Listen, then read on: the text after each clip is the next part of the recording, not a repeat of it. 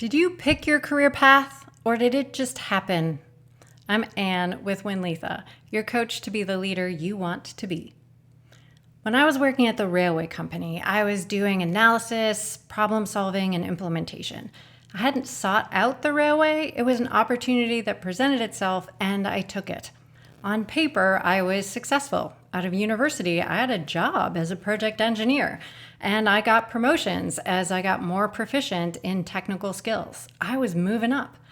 However, I was starting to feel stuck. I wanted to strive for a new role, but I couldn't figure out what department or project it might be. I kept scanning the internal job boards, but nothing was jumping out.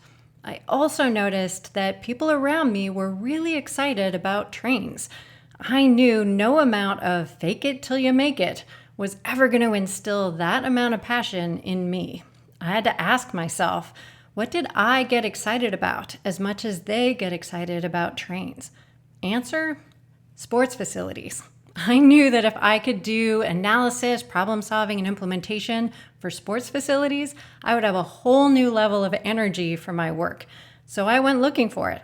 I connected with people, shared my thoughts, asked for advice on who else to talk to, until I met people who were looking for someone like me. Now, leaving the career path I was on felt like a risk. If success is defined by reaching higher rungs on the ladder, then what did it mean that I was choosing to go right back to the bottom? But staying felt like a risk too. Ironically, in a massive company with so many roles available, I felt limited. Moving to a smaller company, for me, felt like it had more opportunities ahead. So I moved.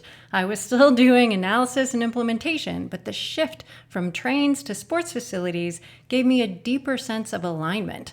I never had to fake interest in climbing walls, ice rinks, or whirlpools.